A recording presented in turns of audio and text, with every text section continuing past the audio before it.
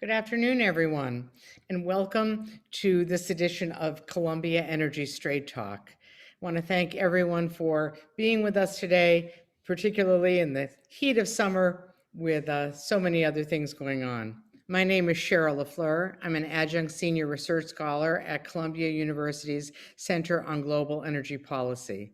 This event is being webcast live on YouTube, and the full video will be available online in the coming days. Today, we're going to be discussing the role of public power, including hydropower, in the clean energy transition. And we're lucky to have two terrific guests who also happen to be two of my favorite people in energy to talk to us about this, and I'm sure that'll make the 90 minutes fly by.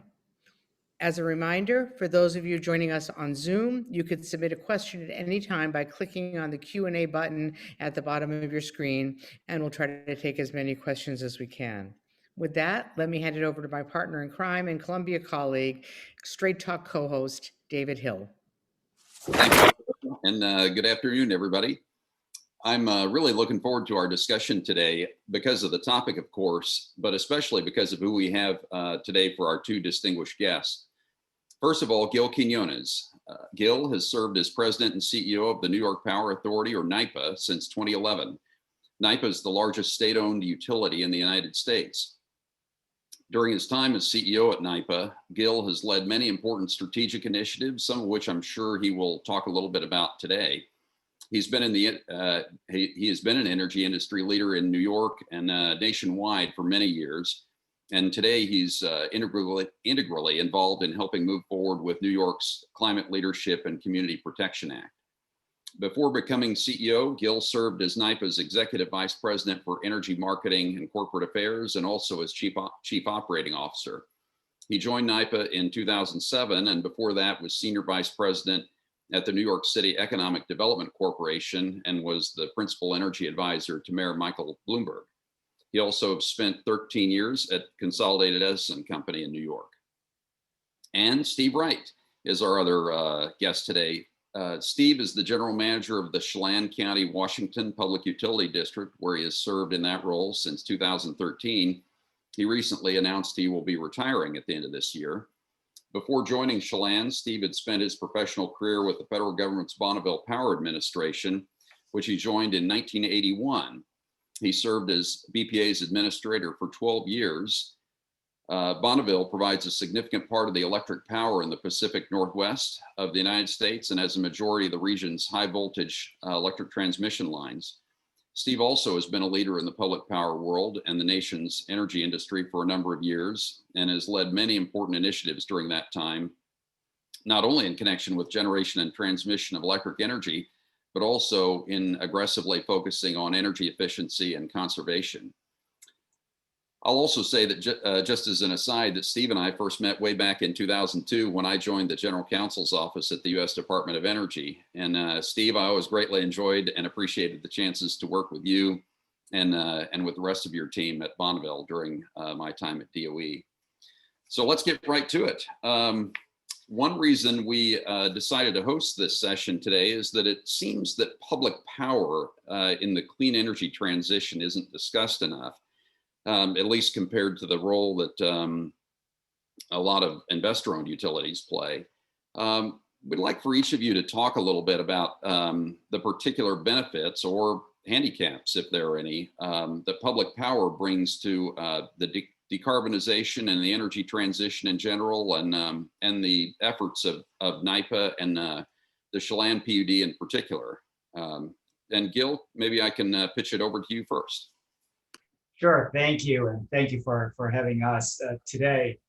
The reason probably why public power is not talked about as much is because in our country, about almost 70% of all of our citizens are served by investor-owned utilities.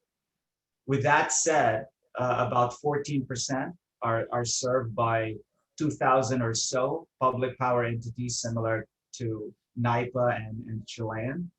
And another 13, 14% by rural cooperative systems spread across our country.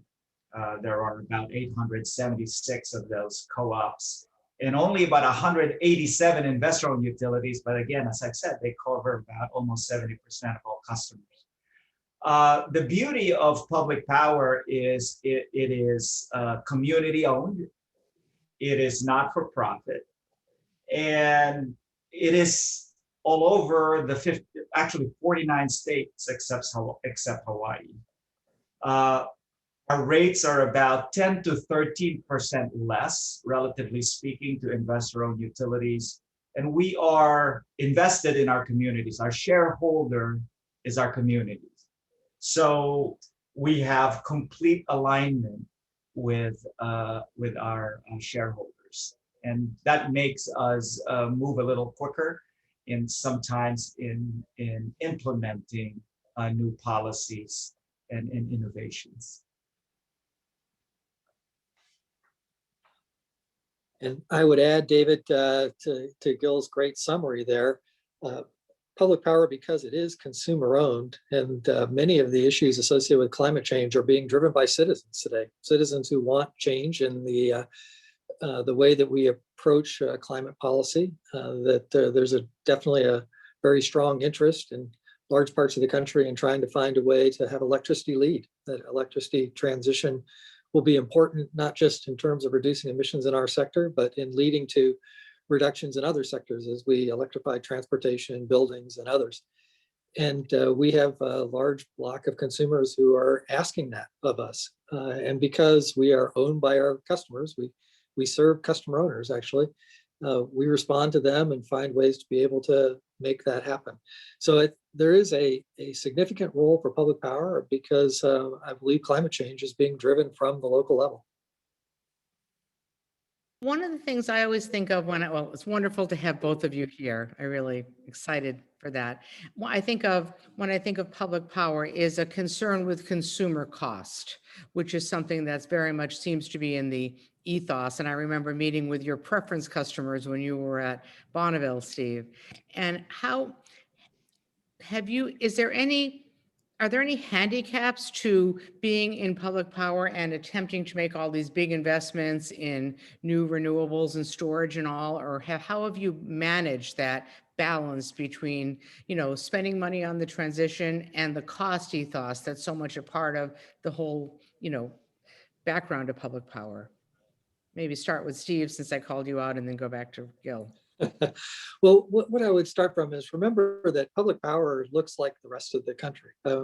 We've got utilities in the Northwest that are a lot of hydropower, and honestly, there's challenges to get to 100% clean, but they're nowhere near as difficult as utilities that are in the Midwest or the Southeast that have large coal fleets and less renewable resources available to them than what we have in the Northwest. So you have to recognize that there are an array of utilities out there, and it does really matter if you're coal dependent. The potential cost impacts of making this transition are very difficult. And in fact, we have been working as the public power community to try to come up with a combined set of principles that we would operate to as we engage federal climate legislation. And I think one of the key ones is a recognition that there needs to be some kind of safety valves for cost and reliability issues, because there are some utilities that are just going to really struggle more than others with trying to make this transition. But one other thing I would say that is really important for public power is clearly the country is moving towards clean energy using tax credits. And the tax credits for public power have generally not been available. And these tax credits make a big difference in terms of the cost of generation. So a critical component for us in moving forward with clean energy is going to be making sure that we can create a level playing field with respect to the tax credit policies.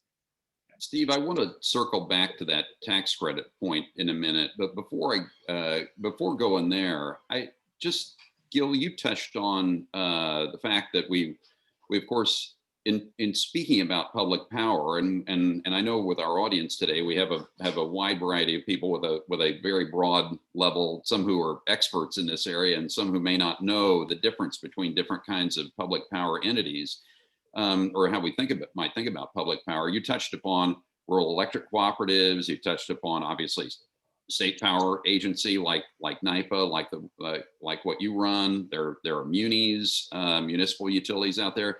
Maybe you can just talk a little bit about that, as well as whether we should think about public power in the whole decarbonization of the energy transition. Should we think about it the same way, or should we really kind of think, well, about differently as to munis versus state power agencies versus rural electric cooperatives?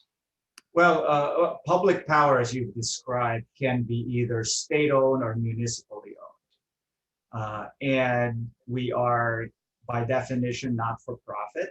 We're also a big component or entities for economic development in the communities that we serve. So going back to what Cheryl mentioned, affordability is very important, and it's a cornerstone of what public power is. Now, it doesn't mean that, you know, investor-owned utilities or rural co-ops are not as good. Their motivations and the way the setup is just a little different. To us, our bond rating is very, very important. So we need to look at our debt service coverage ratios. We need to look at the debt equity ratio of our balance sheet, our liquidity, and enough of a net income to maintain a healthy bond rating. And then that's our goal. For investor-owned utilities, they need to look at growth of their rate base, growth of their earnings and dividend payouts, because that's what makes private investor want to invest in them, and therefore they can invest in their systems. And so it's just different structure, different motivation. We do need, if there's alignment between policy and investor goals on the investor-owned utility, then you can scale it quickly because of the power of markets. I think what's unique with public power is that direct connection with the communities we serve and the people who represent the communities we serve, the elected officials and community leaders. Because once we have that alignment, we can move very quickly, as long as we maintain a healthy financial structure to our systems. And for example, the New York Power Authority, we are the largest state-owned electric utility in the US. We produce about 25% of the electricity here in New York, 80% from large hydroelectric power, and we own and operate the big grid, a third of the big grid, a third of our high voltage system. And so when our state set forth the aggressive goals to battle climate change, NYPA was put right at the forefront to be a first mover in advancing our goals. Before we lose it, I want to come back to Steve's point about tax credits, because if I put my investor-owned hat on, even though I haven't worn it for almost 20 years, I would say, well, they don't pay taxes. The tax credits are to help us make up for taxes, and they don't pay taxes, so they already have that benefit. So Steve, when you go to the Hill, how do you explain why if you don't get the tax credits, what will be lost, or how do you make that point? Well, the purpose behind the tax credits is not so that people don't pay taxes. The purpose behind the tax credit is to encourage investment and the adoption of particular resources that the country wants to focus on. The production tax credit, the investment tax credit that are out there today are for solar and wind, and to a lesser extent for hydropower. They make a significant difference in terms of a utility's choice as to what resources they will acquire. They were roughly about $20 a megawatt hour. I think it's down to a little less than $15 a megawatt hour now. And in a market that might be buying $50 or $60 a megawatt hour resources, that makes a huge difference in terms of what generation you're going to choose to adopt. So if the country wants to get to 100% clean energy, it's not going to be able to overlook 30% of the market and not make the tax credits available, so that generation choices that consumer-owned utilities will make will be consistent with the policy that the country is trying to adopt. Can I ask a question for sort of on this? I don't know whether it whether it responds to something that both of you just said, or whether it's just out of the blue. But there's a question that came in the chat that I think is a really good question.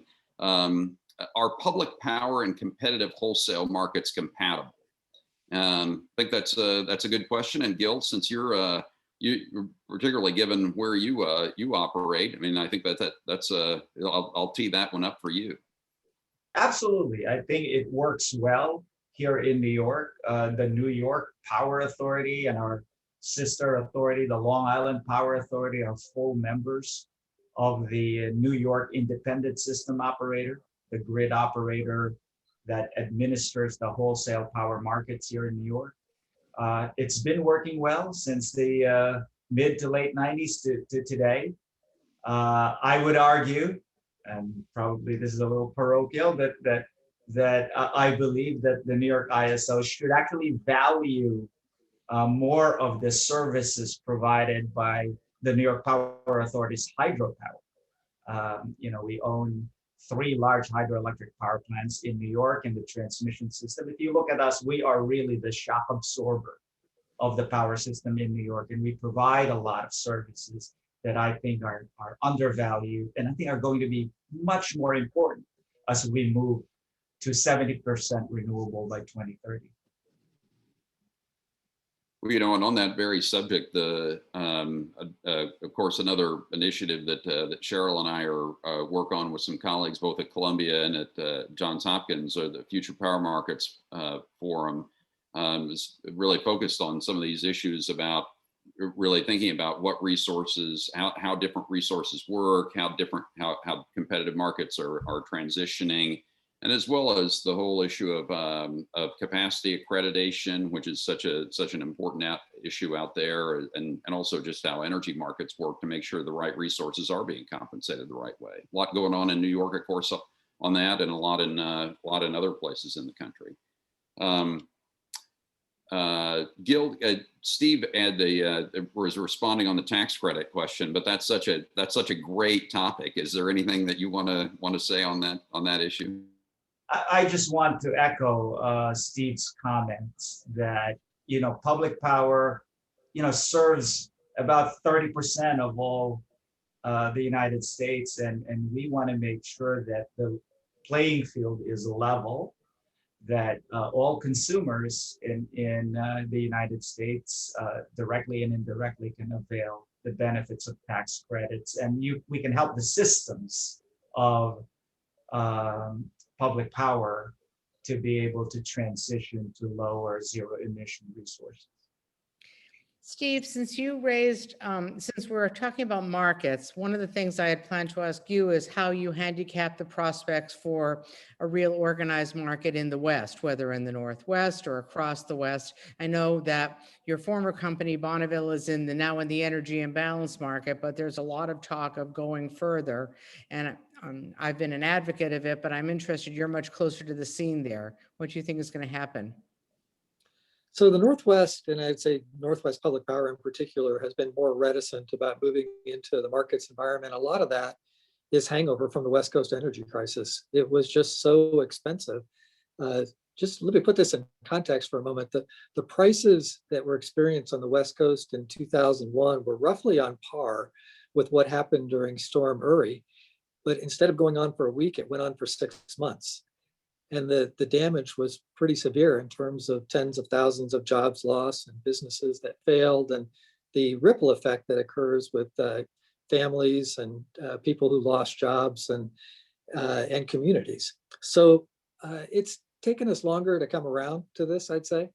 But with the prevalence of variable energy resources, wind and solar on the system, and the fact that you've got to find ways to be able to share when you have these non-dispatchable resources, I think there is a increasing awareness in the Northwest that some sort of market mechanism is probably going to be necessary. I will say that, in fact, I just participated in a FERC technical conference on this subject last week. And the primary issue that we are concerned about in the Northwest right now is resource adequacy. Will we have enough generation in order to maintain reliability and to be able to try to avoid the price volatility that occurred during that West Coast energy crisis? So we're focused first on getting resource adequacy in place, but trying to put it in place with some vision for the future as to whether markets may be coming. And for example, like on governance issues, can we structure governance in a fashion that it would be able to allow, say, an RTO type structure to be put in place in the Northwest? Let me go to the other part of your question, which is, will it be West-wide or not? The West is such a big place. There are a lot of different views in the West, honestly, a lot of different political views in the West, and a lot of different concerns about one part of the West benefiting to the disbenefit of another. It's going to be very challenging to do something West-wide. From a physics standpoint, from an economic standpoint, it makes a lot of sense. From a political standpoint, it's very challenging to get there. And certainly one of the biggest issues is the governance structure for the Cal ISO. The governance structure is one that a certain set of constituents basically control, because it's the board is established by the state of California, and the board membership is defined by the state legislature and the governor. And I think that makes other participants in the West quite leery, to be honest. Governance matters and these kinds of things, as we all know. Go back to the issues that Gil raised about how compensation occurs for hydropower. These are difficult issues, and the concerns about whether in fact it can operate independently will make a difference in terms of how markets form in the West. Well, it's interesting because I don't think there's any statute of limitation on talking about the Western energy crisis in the Northwest. It's come up every conversation I've ever had with Senator Cantwell on any topic. But other parts of the West, it doesn't seem to be in the conversation as much because they weren't as impacted in the same way. And it's more the concern about the California control that you just referenced and how they're going to parse that issue. Thank you. Not to go back to what, Steve, were you going to say something else there? Looked like you had another comment to make. No, go ahead, David. I'm going to go to the tax credit topic again. There are a couple of questions in the chat on this, and I think it's worth actually following up on this. One of the questions in the chat from our good friend Jimmy Glotfelty, actually. There you go, Jimmy. I'm calling you out by name on this question. Why is the federal tax credit necessary for public power if the tax credit can be obtained, the benefit of the tax credit can be obtained by public power entering into a PPA with an entity that has actually availed itself of the tax credit? Or are you really talking about a tax credit for specific purpose of hydro that's owned by public power? I'll be happy to start on that one. By the way, we'll have a little reunion here, David, Jimmy, you and I as DOE alumni. So I think that public power has found it difficult to actually realize the benefits of those tax credits through PPAs. It just is the technical machinations that have been required to try to actually capture the benefits have tended to decrease those benefits. You basically have to transfer them to a third party who captures a portion of the benefit, and so it gets lost in terms of that transaction moving forward. No, we are not talking about it just applying to hydropower. We are talking about availability of tax credits for wind, solar, and to the extent that the Congress moves into tax credits for transmission, that all of those would be available in a fashion where public power customers, and I want to focus on this point that Gil raised, we're really talking about our customers. These are not-for-profit entities, so the benefits flow straight through to consumers. If public power customers are able to capture the same level of benefit as those of non-public power utilities. Gil, go ahead. Yeah, we want to make sure that those benefits are hardwired and flow through our customers. When it's kind of in the PPA, it's in the mix. You don't know whether everything flows to our customers. And indeed, on the other side, and I know this is being contemplated on the nuclear side at the federal level, maybe there is a good reason at some point to think about taxes for existing hydro because it does provide zero emission right now. I will say, just as an aside, and of course the administration and the Biden administration and others have proposed and have talked a lot about refundable tax credits or direct pay support, really in lieu of a tax credit that would have to be claimed to offset a tax liability. And I do think there is a lot to commend that, because there are a lot of transaction costs that come about as a result of tax credits, tax equity transactions, all that sort of stuff. And not to mention the fact that obviously, if we're talking about a tax credit, you have to figure out there are some who can qualify for that and some who aren't. All right. Well, we probably spent more time talking. Cheryl, let's go. You want to go to the next topic? We're about ready to go to hydropower, but we have a whole bunch of questions in the chat about the growth of public power. You know, we've all seen efforts to municipalize, like in Boulder, Colorado, that I believe has eventually failed. Right now, there's a big debate in the state of Maine to create a public power authority. Do you see, do you have any crystal ball predictions about if public power is likely to grow or shrink and some things get taken over by IOUs, either incrementally because of a situation with an existing incumbent, as happened in Boulder, I think fed that process, or because of some big, you know, something that's the next generation of something that the nation wants to build, like they built the hydro on the backs of the public power and says, we're going to use public power as the tool to build this set of resources. Do you think there's any prospect for that? Inquiring minds in our chat want to know. Yeah. I'll be willing to take a shot at that. So at any point in time during my career, there have been efforts to municipalize and efforts to demunicipalize, to be honest. And it really comes down to whether customers feel like they're being well served or not. I think that the real question as to whether the public power model will grow will be how well we do at satisfying customers' needs. And clearly, the needs of customers have changed during the course of my career. Rates were the most important thing when I started in my career. And I would say, you know, developing clean energy solutions has become much, much more important. It's not that affordability and reliability don't matter. It's just that clean energy transition is up there, at least on par. It's a three-legged stool that you have to meet today. To the extent that public power does a really good job at that, it will become a model for communities where it's not happening, and people will reach out and try to find ways to municipalize. I am pretty confident in the public power business model. I don't think that we're likely to go backwards, and I think there's opportunities potentially to go forward if we can do a great job. I agree with Steve. I think that if we don't move as a country fast enough in this transition, that the citizens may say, well, you know, we need a more forceful and direct instrument, which could be filled by public power. All right, let's Community myself, and everyone in town is as happy as a clam, but I never go to the people in the next town at dinner parties and say, why don't you municipalize?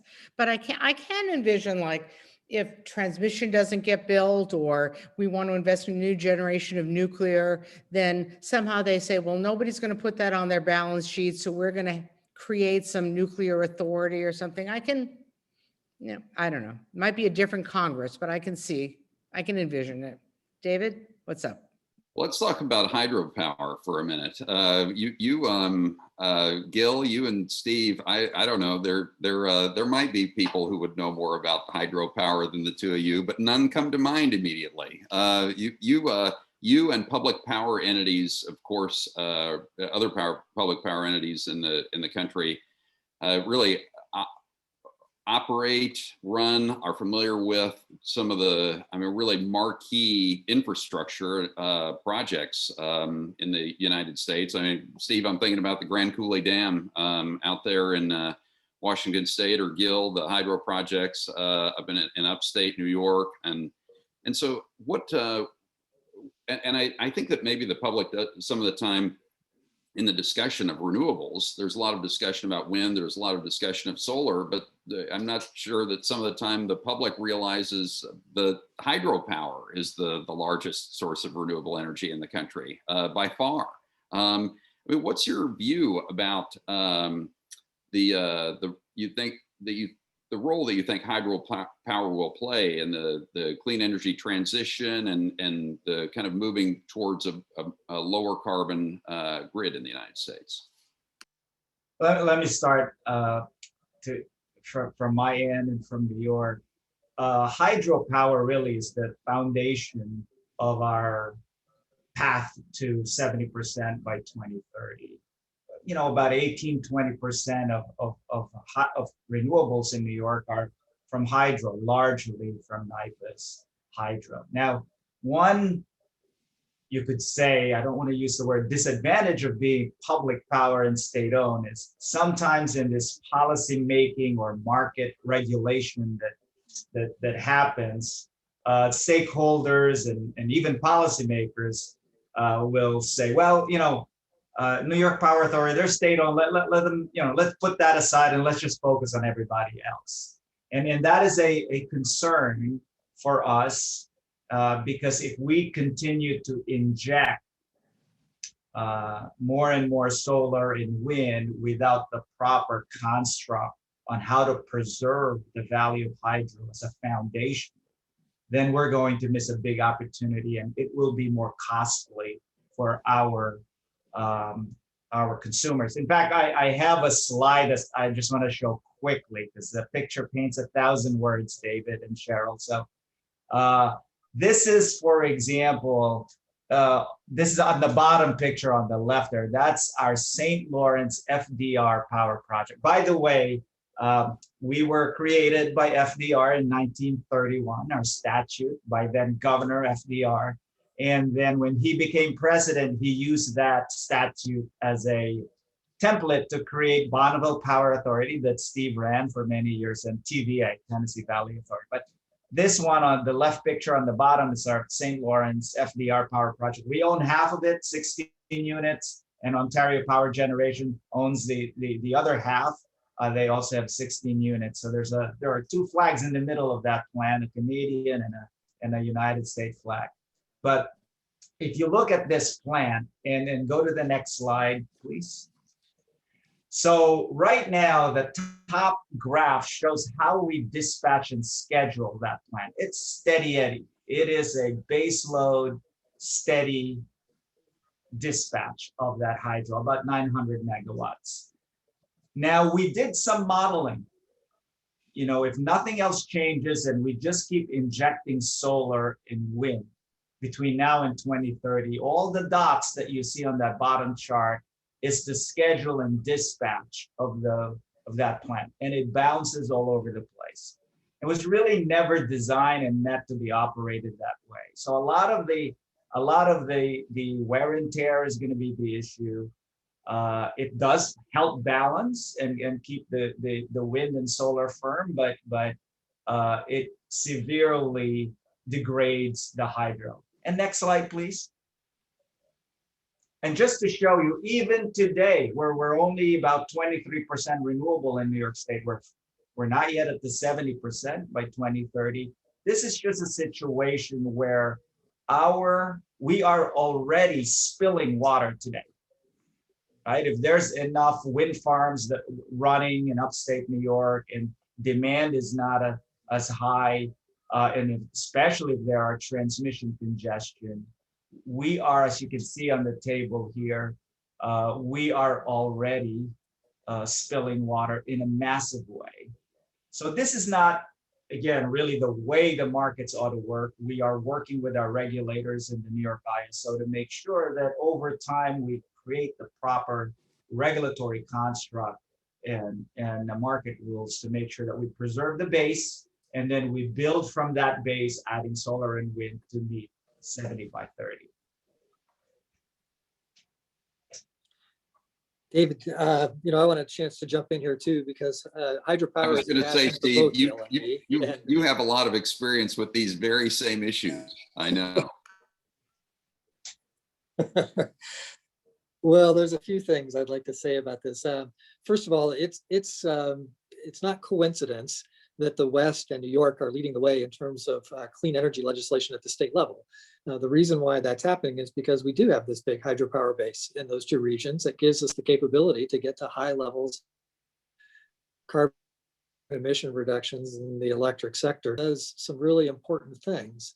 So I think everyone would agree that we want a clean, reliable, and affordable system. The reliability piece is often misunderstood in terms of what hydropower does. PJM put out a study a couple of years ago that showed all the different characteristics of generation that you need in order to maintain reliability on the system. And there's a lot. Reliability sounds like a simple term, but you need spinning, non-spinning reserve, black start capability, inertia, all different types of capacity.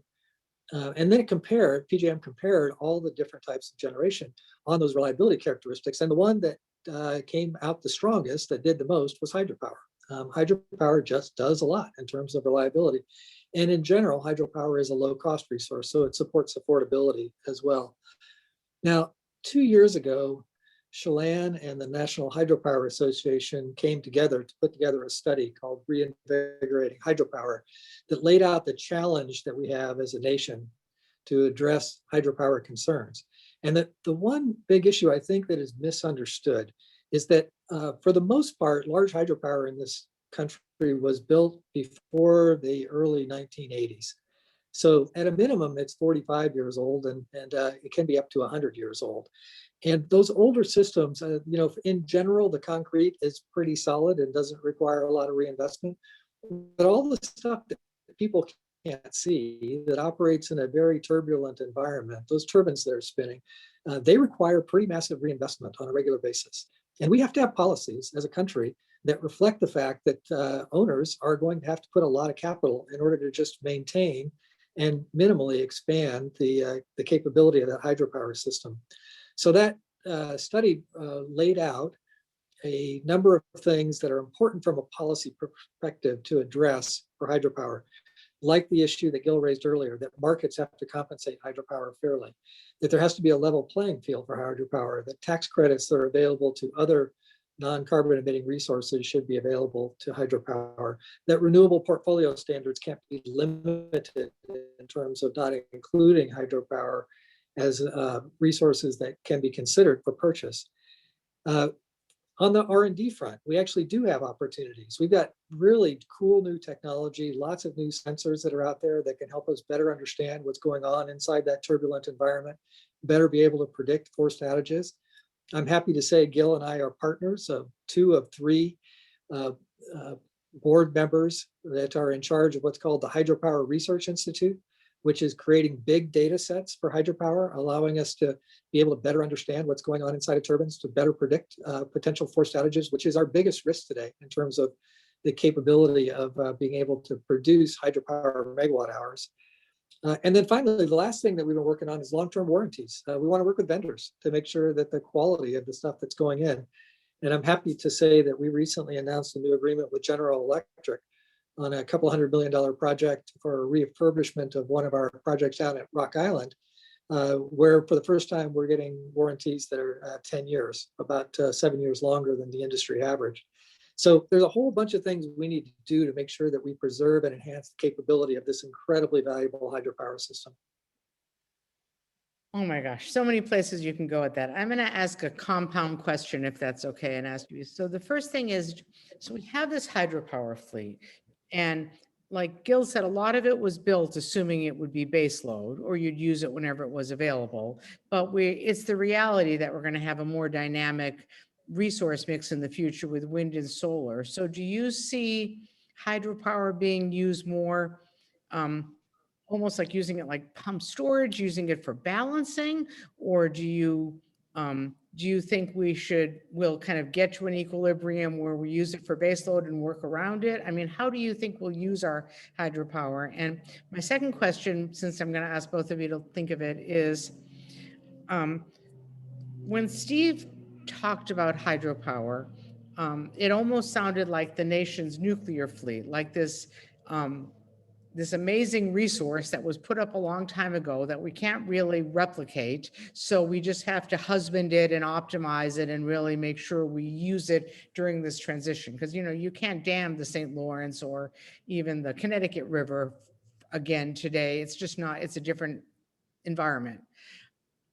But aren't there opportunities to grow, at least to grow pump storage or grow hydropower at incremental dams? Once we figure out how to use it, do we just have to say, okay, we have so much and that's how much we have forever? Or can we actually grow it around the edges for its piece in the clean resource mix? So, I mean, those are two somewhat related questions. Yeah. So Cheryl, the first one, I think it depends on the plant and where it's located. You know, St. Lawrence or run of the river most likely will be baseload. But it's what's interesting, even the St. Lawrence FDR power project of NIPA, I mentioned there's 16 units, and each unit can actually operate in a very wide operating range. So think of it really as 16 very small power plants equals a little bit over 900 megawatts. So it's really very good at following demand or following load, as we say in the industry, even at the base load operation. Our Niagara Power project, which is a massive plant, almost 2,800 megawatts. It's a combination of run of the river hydro and pump storage. And so that one is even more versatile because you have them in combination. And that plant, it's 13 units of run-of-the-river hydro and 12 units of pump storage. Again, 25 mini power plants in one location. So it depends on, I think, the type and where the plant is. We have a pump storage, a pure pump storage in the northwest of the Catskill Mountains called Blenheim Gilboa, 4 units, total 1,200 megawatts. And that is like a massive battery that we pump water at night or low demand and then use the water during the day.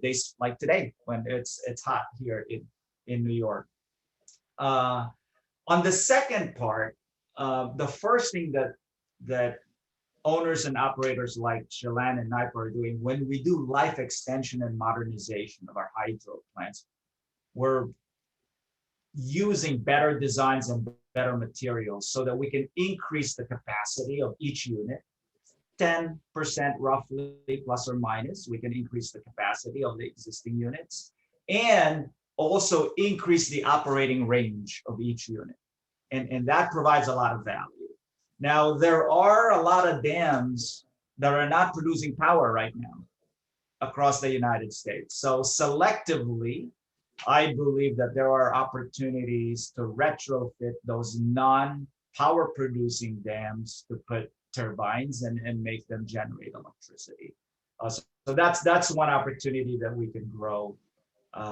Another opportunity to grow hydro, in addition to just organically grow the capacity a little bit and the operating ranges when we do life extension and modernization. At NIPA, we've done that work for our pump storage and the St. Lawrence FDR power project in Messina, the one that I showed in the picture.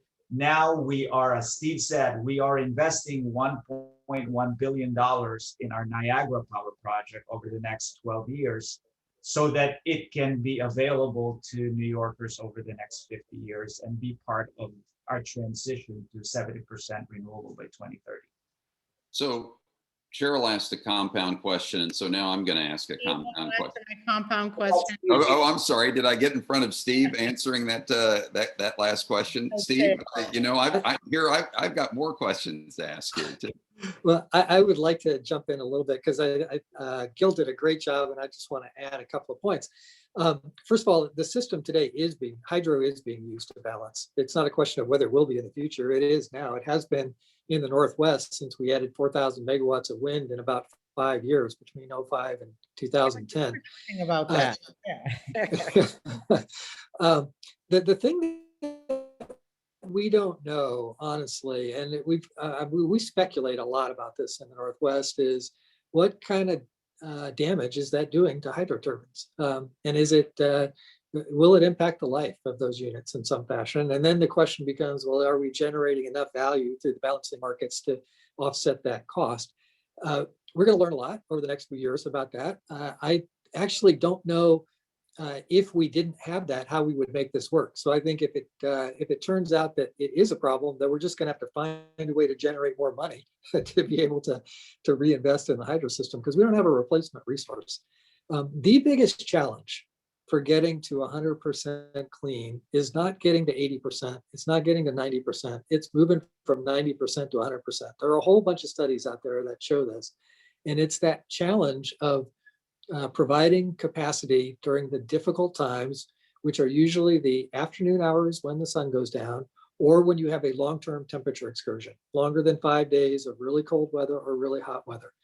And we don't have really good, as a country, as a globe, as a world, we don't have really good resources to deal with that clean capacity problem. So we're going to need to use the hydropower. And ultimately, I do think we're going to have to build a lot more pump storage. Pump storage takes a lot of capital, and it's difficult to do because the markets aren't clear about how much they're going to return.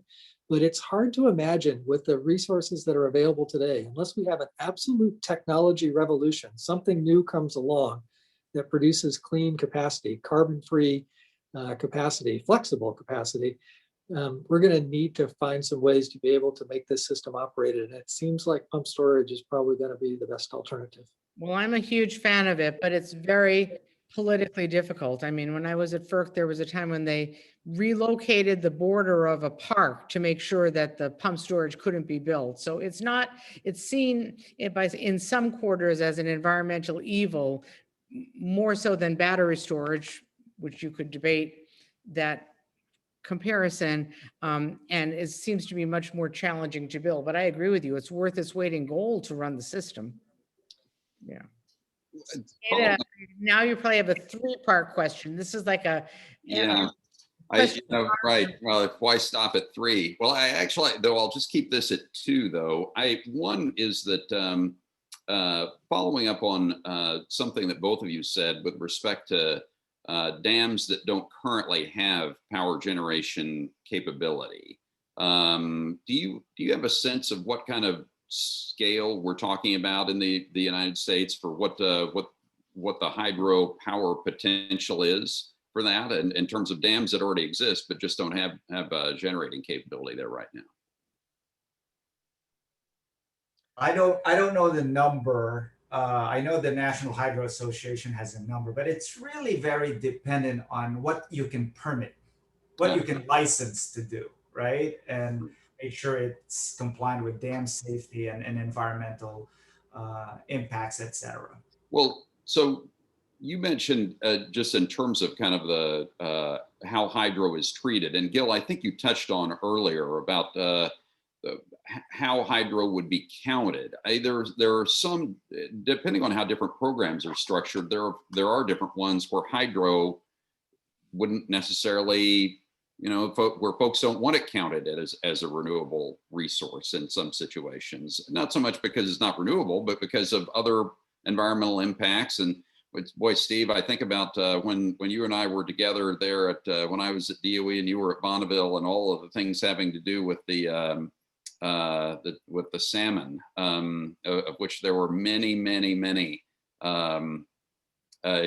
challenges that I know you had to handle when you were at Bonneville about the court orders and things like that. What is the right way to think about that? Would you say that hydro? No, I mean, hydro is fully renewable. It always ought to be treated for the purposes of renewable portfolio standards, for other policies that focus on zero emission or low emission technologies, or ought to be included? Or would you say, well, no, it's actually okay in some situations for hydro to be treated differently than wind or solar would be? I think the trend in the country is pretty clearly towards focusing on climate policy as the number one driver of how we're going to address energy issues in our country. And that has led to moving away from the use of renewable portfolio standards and trying to define which are good renewables and which are bad renewables, and focusing instead on which generating resources don't emit carbon and how much can you get out of them. So you can see that in terms of clean electricity standards that are being adopted in California and Washington State. The clean electricity standards being debated in the House right now really focuses on not what type of renewable you are, but how much carbon do you emit. So I think that is the trend line, that our biggest environmental issue is to address climate change. As a really smart person once said to me, you're going to have to save the planet to save the species. So we've got to focus first on trying to reduce carbon, and that will lead to hydropower being a critical resource in terms of meeting these very aggressive, and these are tremendously aggressive, carbon emission reduction goals that we have. Agree with Steve. I agree with you, Steve, but one thing I learned both when I was at the electric company and at FERC was how many environmental issues there were around hydropower. Partly the environmental community is not just a monolith of people who care about climate, but there's the species concerns, the riparian rights and the water and so forth. I got letters all the time at FERC about tearing down dams. Now we see there's one system that was highly controversial on the California-Oregon border, the Klamath, that appears to be headed that direction. Do you think, and when I was touring Grand Coulee with you, Steve, one of the old timers told me that before they had all the fish issues, they could get a lot more megawatts out of it. Do you think we'll continue to kind of just strike that delicate balance, or do you really think that climate will become the existential issue people say it is, and maybe we won't worry as much about some of the trade-offs, and it goes well beyond hydro. There's trade-offs in every renewable resource, whether they're land use trade-offs, species trade-offs, and so forth. I mean, you more or less indicated you think climate will continue to grow in profile, and maybe some of the other things take a back seat, or is that too much to hope for? I like the way you said it in the middle, is that will we find a balance? And I think the answer is we will find a balance. So the way that hydropower was operated initially, at least in the Columbia Basin system, there really was little regard for salmon and anadromous species generally. And that has changed. Certainly the Northwest Power Act, the 1980 Northwest Power Act set us on a completely different course, and the implementation of the Endangered Species Act in the Columbia has changed things dramatically. You all may recall, I'm sure David will recall, that during the time that I was at Bonneville and working with David, we put in place at Bonneville a $1 billion program over 10 years to help primarily juveniles get downstream, but also to do riparian restoration projects that help to compensate for the fact that we have 11 million people that live in the Northwest versus the million people that lived here 100 years ago. There's a really significant difference in terms of the number of people and their impact on salmon. So what we're striving, I think, for is the ability to be able to continue to produce hydropower and its environmental as well as economic advantages that it brings, while at the same time trying to make sure that we don't give up on salmon, that we compensate for them. At Chelan, we have an agreement with the federal government that was put in place in 2003 that is a no net impact, that we will look at all of the mortality created by our hydropower facilities. We will mitigate as much as we can on the facilities themselves by improving juvenile and adult survival, but we will also invest in riparian zone protections, in hatcheries, to make up for the part that we just can't fix with by reducing mortality to zero in the hydropower system. It was not physically possible to do. I think that has generated a lot of support. If you can get to no net impact, then that helps to address the concern that somehow hydropower is leading to a decline in salmon. Would make one other point. Your former colleague, or at least David's former colleague, Dan Riker at Stanford, has done a really great job putting together this thing called the Uncommon Dialogue between the environmental community and the hydropower community, seeking to find common ground, recognizing that hydropower is really important to climate change. And he has been quite successful in putting that together, and that has led to some new initiatives, including some new legislation on the Hill, where we're able to work together on things that address the problems when hydropower is creating environmental problems, but also tries to make sure that we're able to maintain the extraordinary capability that hydropower can bring to the climate change discussion. Steve, I was just going to mention that MOU, or the framework that was agreed to in October of last year by the hydropower owner operators, environmentalists, and river stakeholders. I think that is the right balance. That when you use the word balance, we are under the same framework here in New York. When we relicensed our hydroelectric power plants in the late 90s, early 2000, for another 50 years. Part of that process with FERC was to create this habitat improvement projects to make sure we have a net zero impact to the environment.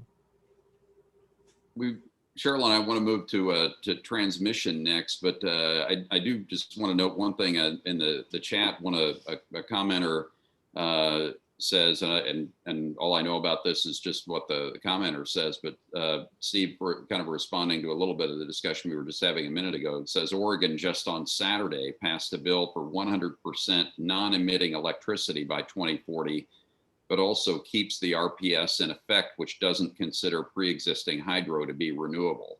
I don't know about that, but that one of the commenters that said that if that's the case. Well, and I will also note that today the weather in I believe the forecast in Portland is for 115 degrees in Portland today. I believe is what the forecast high is. So interesting things going on in Steve, in your former hometown there from when you were leading Bonneville. Cheryl, should we move to transmission? You want to ask the first question on that one? Sure. Let me figure out what I want to ask. Well, in addition, we've talked a lot about hydro, but you have both run, I remember where I put these questions, both run massive transmission systems. And I'm interested, just about every article you read talks about the need to invest in a lot more transmission to decarbonize and to connect the new dynamic grid. I'm interested in how public policy looks at that, what you think the barriers are, and we have a whole bunch of specific issues here, but what do you see as the outlook? I mean, anyone can pick up an NREL study or a study from Princeton University saying, let's triple the number of transmission miles out there. But then you can also see examples where it takes 8 to 10 years to build a single line. So I know you're up to your eyeballs in this right now, Gil. I just wanted to kind of start off with a general question and then we'll pair in from there. Thank you. Well, the good news first, in New York, it's really, we're beyond goals and targets. It's happening in New York. I'm going to bring up a slide here of our transmission system in New York. So on the slide here, this is the transmission backbone of New York State. For now, ignore the colors. I'll get to that in a second. The last major transmission built in New York State, if you see that blue horizontal, the one just from the kind of like the middle of the state going south, going towards New York City, Long Island, that's called the Marcy South transmission line. That was built by NYPA in late 70s, early 80s. That was the last major electric transmission built in the state of New York. Where we sit here today, now I'm going to go to the colors. All these colored lines that you see, there are 5 total projects, have either broken ground this year or will break ground next year. So we are in a massive, massive transmission investment in New York State. We realize that we need to bring renewable sources from upstate to downstate. Now in New York, we have this tale of 2 grids, as we call it. Upstate has 2/3 of the supply, 1/3 of the demand. And downstate in the New York City, Long Island area, it's the opposite. We have 2/3 of the demand and 1/3 of the supply. And the supply downstate is mostly fossil fuel. So we really need to bring renewables from upstate and incremental renewable from Hydro-Quebec to meet our goals, our renewable goals. So 5 transmission project is happening. If you go to the, 3 of the 5 are being built by NYPA, Smart Path, Central East Connect, and Smart Path Connect. Those 3 projects are being built by NYPA, Central East Connect in partnership with LS Power, a private transmission developer, and Smart Path Connect in partnership with National Grid, one of our investor-owned utilities here in New York. Empire State Line is being built by NextEra, and New York Energy Solution is being built by New York Transco, which is a JV of the investor-owned utilities here in New York. So New York probably, Cheryl, is one state where FERC 1000 is actually working, especially under the public policy provision. In fact, as we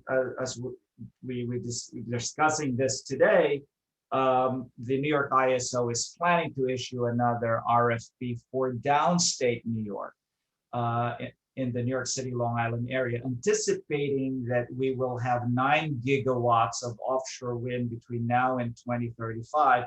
How will those offshore wind electrons will be absorbed by the Con Edison and the LIPA grid, and how can they be even exported north if needed in the future? So that's transmission in New York State. Just one last thing.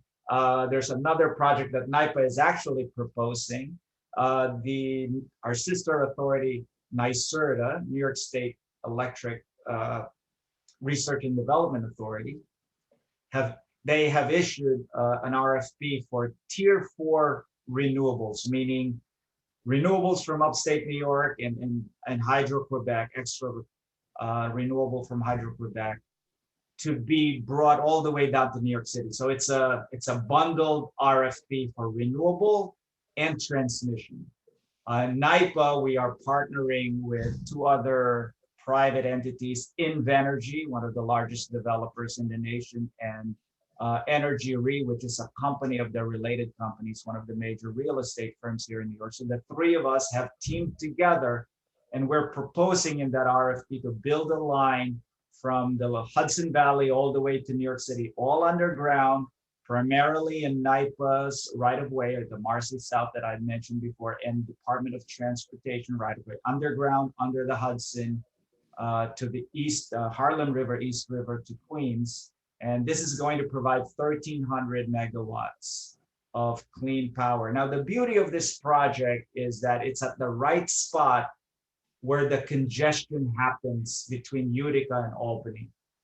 Where I said the tale of 2 grids, where you have the congestion point between Utica and Albany. This project, and I believe this is the only project that has responded to the RFP, that will finally help to significantly resolve that congestion to bring cleaner power from upstate New York all the way down to New York City. Steve, if I can ask you a question about some other things on the federal level. I mean, when you were at Bonneville, you were of course engaged in transmission development, and in fact, I think probably it was 2003, 2004. I know I was up there once with you for I believe it was a ribbon cutting on a new transmission, some transmission that you had built and that was being energized. The federal PMAs, the power marketing administrations, of which obviously Bonneville is one, have some very significant transmission siting authorities. They've had them for a long time, but then there were some new authorities that were expanded in the 2005 Energy Policy Act. And there are some very powerful federal authorities. In fact, there was some of our colleagues at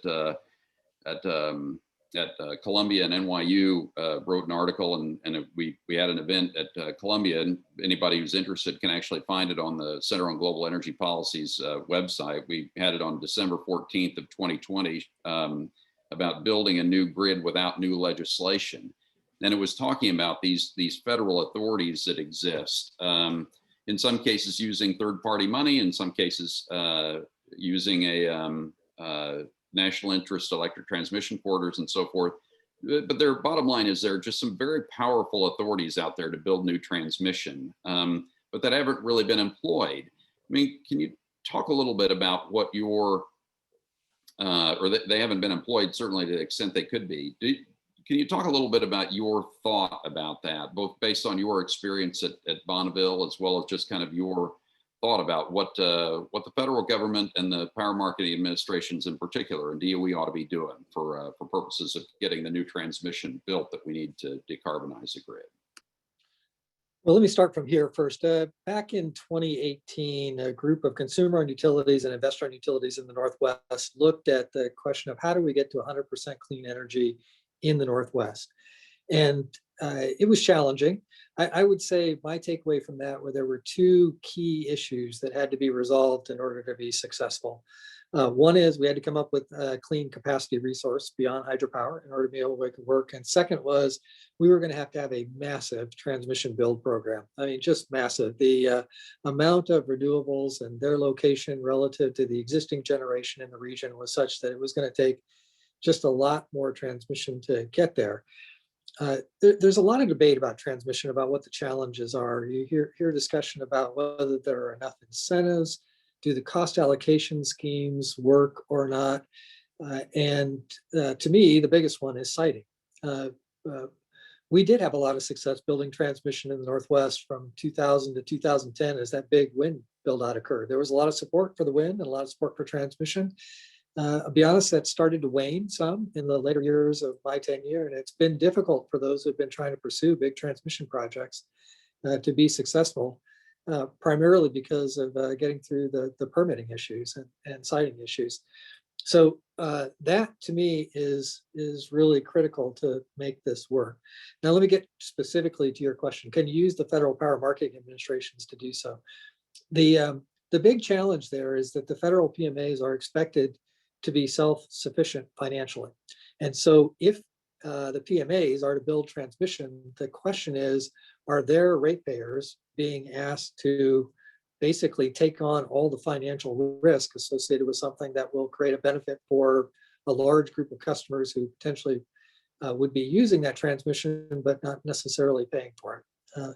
And there are also limitations in terms of the amount of, for example, borrowing authority that the Bonneville Power Administration has, or the access to capital for the Western Area Power Administration, that limit the capability of those entities to be able to take that on without compromising the core mission that they've been assigned through federal legislation. So those organizations do have the capability to build transmission. It is absolutely proven. Western and Bonneville have been very good at building transmission. They do have capability to be able to conduct the environmental impact statements and the other work that's necessary to be able to get there.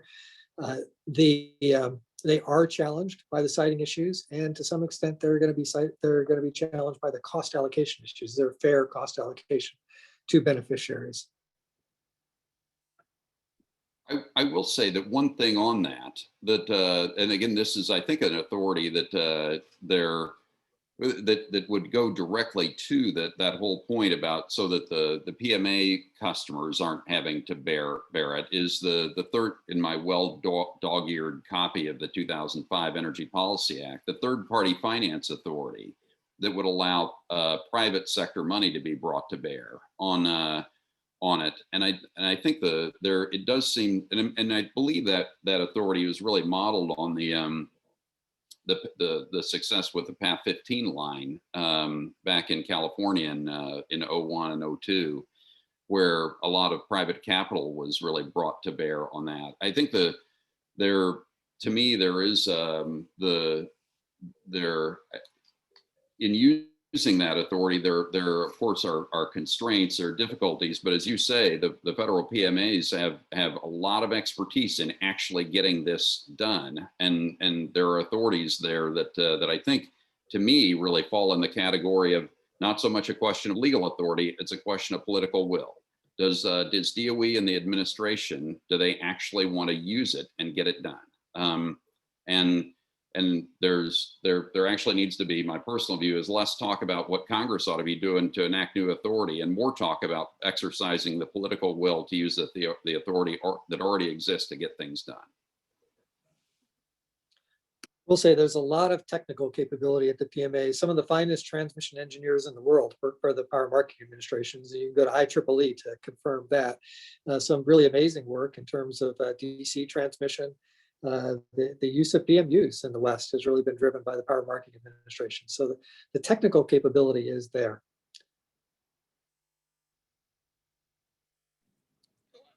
Well, I think David raises a really interesting point because the whole concept of public power is that it's set up to kind of provide a public benefit. You know, someone in the chat pointed out that the IOUs provide a public benefit through all the tax dollars they pay in that helps run the state. But public power has been set up expressly to run a more direct public benefit. And if something is really hard to do and it's needed now, and there's an authority to use a public entity to do it, I agree with David that we should look at those laws and see what we can make of them. But public power tends to have a lot of protection on the Hill and doesn't necessarily do things it doesn't want to do. And maybe wouldn't we all want to not do things we don't want to do? But if there are really hard things that the nation has to do, and one of the ways it can do it is with this fleet of authorities that it's set up, I don't know, it's appealing to me. Gil's turned off his mute. I agree. I think New York is an illustrative example of that, Cheryl. Last March of 2020, our executive branch and legislature passed a law that helps accelerate the permitting of large-scale renewable and transmission. And on the transmission portion of that, basically what it says is that if there are priority transmission projects to meet our goals, NYPA will be asked to do that. NYPA will do it under FERC 1000. We can partner with private entities or utilities to do it if we so desire. You have eminent domain authority? Yeah. Right? Exactly.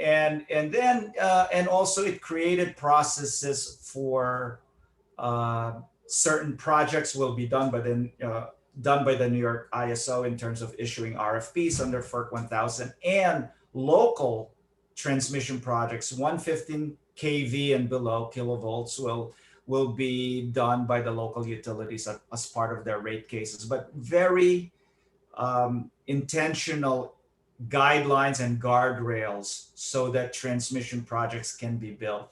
So something like that from a federal level can be done, addressing David's issue or what Steve brought up in terms of the financial requirements of PMAs. But that can be solved if additional authority or monies can be provided to get the transmission system built. And on top of that, Steve mentioned new technologies, which is very, very important. In New York NYPA, we built a couple of, I would call them smart grid. One a few years ago, it's basically directs congestion from one corridor to another. It's called series compensator or static compensator, convertible static compensator. That's in Utica, where basically it's a very fast switch that if there's a congestion in one corridor, it can switch it to another. A few years ago, we put series compensation smart grid technology along our Marcy South line that enabled another 400 megawatts to be transferred from upstate to downstate without adding a new line or supersizing any of the lines. So I think we ought to employ smart grid technology. We ought to put, as Steve said, here in New York also, we put a lot of PMUs, but dynamic line, rating technology, optimizing how we do the power flows. They call it topology optimization, other type of technology so that we can increase the flow from existing lines. And a lot of the projects we're doing here in New York, we're actually rebuilding existing lines or using existing rights of way. So that, to me, those are the first thing that we need to do when it comes to transmission. Gil, while you're talking about new technologies, we had a question in the Q&A about the battery storage work you're doing down in the New York City area. Could you talk a little bit about that? I know it relates to closing some old fossil plants and finding a different way to keep the lights on. So in New York, our law requires us to have carbon-free electricity by 2040. NYPA owns peaker natural gas plants in New York City and one combined cycle plant. And so we're researching other low to zero carbon technologies and resources such as short and long duration batteries. So right now we're looking to pair up on a hybrid way lithium-ion technology with our peakers to reduce the run hours of those peakers.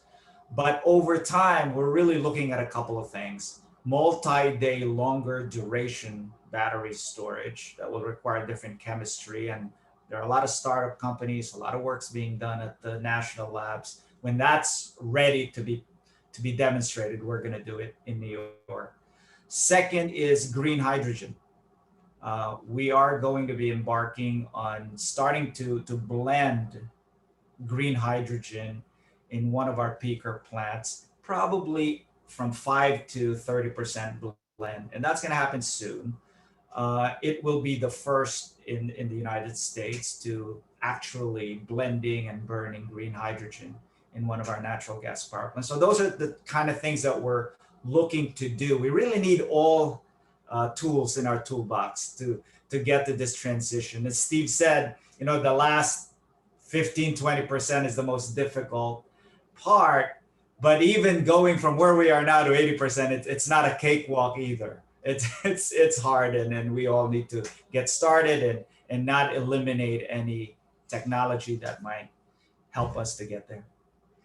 Thank you. Hey, Gil, I actually just, I can't resist asking about offshore wind. Steve doesn't actually have offshore wind to worry about there in Chelan County. Or, well, I don't know, Steve, you know, you got beautiful Lake Chelan there. But you know, which is, for those that haven't been to Chelan County where Steve is in Lake Chelan, one of the most beautiful places in the country. But Gil, can you talk a little bit about offshore wind? And obviously, there are some very important things going on with offshore wind in New York. Can you talk a little bit about kind of NYPA's role in connection with that, your views about NYPA's role, as well as public powers, how you think about public power and offshore wind generally? Well, first of all, let me just second the fact that where Steve is, Chelan, it's beautiful. We had our meeting of our trade association there. It's just an unforgettable place and experience to be out there.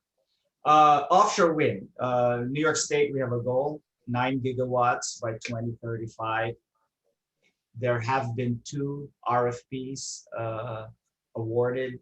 NYPA's role so far, we partnered with a couple of the winning bidders, Ørsted and Equinor. And our role is to help build and own and operate the dry transmission components, so coming out of the water into and connecting onto the grids of either Long Island Power Authority or New York City. But one of the issues that we're thinking about here in New York is that when you start building all this offshore wind, 9 gigawatt, there are even talk that we may have to go at some point in the future all the way to 15, maybe even 20 gigawatts off New York waters to meet our goals, is the fact that you just can't have the wind farms, offshore wind farms, organically build radial lines that will connect to Long Island and New York City. So studies have been done and are currently being done to see how do we rationalize, how do we plan ahead, so that those lines are going to be what's called mesh network ready. At some point, the wind farms out in the oceans have to be interconnected because there's just not an infinite points and pathways to connect to the Long Island Power Authority grid and New York City grid. And so I believe this is my Gil, my own opinion is that probably is where NYPA can help down the line is in creating that mesh network, interconnecting some of the wind farms out in the ocean, because we think that that will benefit all consumers and ratepayers in New York. And that's a perfect role for NYPA to step in and let's do the project that connects a number of these offshore wind farms so that we can drive costs down, we can increase resiliency and reliability for the benefit of New Yorkers. David, can I come back to the hydrogen point for just a moment? Yeah, please. So first of all, the audience may have figured out by now that Gil and I have been pretty good friends for a long time and done a lot of work together, including putting together this Hydropower Research Institute that, again, it's Southern Company, New York, and Chelan that are the folks that have sponsored this whole effort. I want to applaud Gil on the hydrogen part because hydrogen and hydropower go together, right? What is hydropower? It's electricity and water. What do you need for hydrogen? Electricity and water. So it makes sense that we would be moving into this arena. We spent a lot of time studying it. Gil's further in front of us right now and doing a really great job of figuring out how to actually make this work to create green hydrogen, because the key is not just to produce hydrogen, it's to produce green hydrogen. And that's going to be challenging, but it does look feasible. And again, if you're trying to get to 100% clean economy, we have to find some ways to come up with clean capacity, pump storage, hydrogen. Those are the big opportunity areas for us. And we needed some folks in the country to go out and take the lead. And Gil and his team have done that at NYPA. I wanted to ask each of you just a closing question focusing on this climate transition. You obviously both have a lot of passion for this. What excites you that we haven't talked about? Like, what are you really excited about? Or even if we have talked about it, and what keeps you up at night? How can we screw this up? Because I'm sure we can. What do you worry about? Anyone to start? Rather than just asking, what do you worry about? That's just a negative question. I'll give you a chance to say something that you're happy about first. Yeah. Well, for me, the two things go together. What do I worry about? And then what excites me is the solution to what I worry about. But what I worry about is these studies that we have done, and I know they've been replicated in other parts of the country about that challenge of getting from the 80% to the 100%. They just seem like extraordinary challenges. You look at the technology that's available, we know that the country needs affordable, reliable, and clean electricity. That difficulty of being able to solve for all the difficult reliability problems that are out there, you sit there and say, boy, that technology just doesn't exist today. But what excites me is then thinking through if it's important enough to as a country, then we are going to invest a lot of money in technology. And you can see it starting to show up in federal legislation. And that creates opportunity for utilities, because if you've got an idea out there now, I believe there are going to be funding sources over the next couple of years. 10, 15 years ago, I will admit that I thought wind and solar going from $120 to $20 a megawatt hour, that would not happen. That didn't seem possible. And I've learned to believe in our ability, the entrepreneurial spirit of this country, and to build technology to solve problems vastly exceeds what we as pragmatists think is reasonable. And so I look out and say, I don't know what will happen or where we'll be 10 years from now, but it's going to be a whole lot different in terms of what's realistic and pragmatic than what we think today. Great answer, Gil. Yeah, great answer from my good friend Steve. What worries me is the our political system or the status of our politics today, where we seem to be growing the extremes, the extreme left and extreme right, and the zero-sum game that currently exists, and we don't have time. This is something that we have to address right away. So I hope that our political leaders will find some common ground. There are some hints of bipartisanship, like this infrastructure bill that was recommended last week. But we do need to. I hope that we don't continue this just extremes on both the left and the right. What excites me, I get really excited when I talk to young people. We just launched our scholarship program here at NIPA, our high school, we call it P-Tech program, encouraging high school kids to get into the STEM and energy industry. And every time I talk to young people, they get it. They have the sense of urgency. They are so smart. And it makes me very optimistic that they're going to figure it out. And they're already working on it. And they also have this common thread that it's almost like they say that our policies and our actions, it's almost they tell to us who are leaders and more advanced in this industry that if it's not for all, then it's not for us. That's the notion that I get from our youth, and that makes me very optimistic.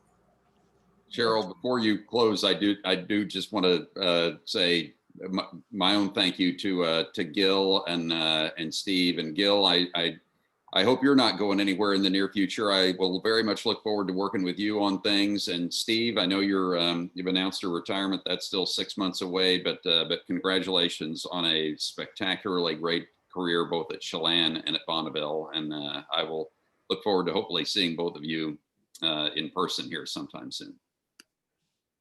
Well, I also want to really thank both Gil and Steve. And Steve, I know that your contributions will not stop after you're, quote, retired. I have a lot of recent history on that. And look forward to everything you're both going to continue to do. And I want to thank our audience for tuning in on this sultry summer day. As we mentioned, a full video of this event will be available on the Center on Global Energy Policy's website in a few days. We expect to resume Straight Talk in September, and David and I believe we will be in the same room when we meet again. However, we do expect that the programs will still be virtual because we want to make it easy for people to participate. We'll maybe have our guests in person, but still find a way to beam this out to you and get your questions. So look for announcements of that in the future. And in the meantime, check the Center on Global Energy Policy online for other events. Our next event is the BP Statistical Review of World Energy for 2021 on July 12th at noon. That's always an interesting presentation. And thank you all very much again for joining us today. Thank you. Thanks.